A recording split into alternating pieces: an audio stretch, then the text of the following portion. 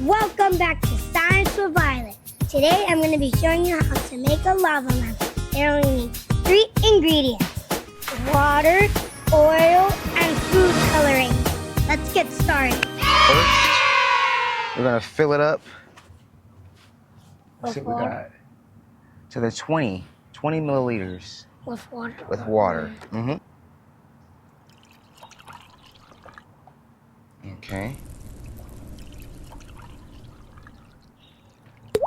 Now we're gonna fill it up to the 40 with oil. Next ingredient is the oil.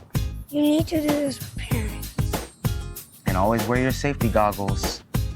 There it is. Probably a little more into the 45. Oh, that was a lot. Not that Okay. 50.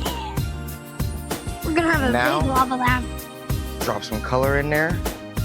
Rainbow. All the colors. Well, let's just do one color Blue. Because Just blue do is the one. best color.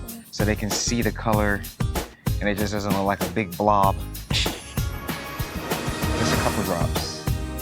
Oh, A little more. All right.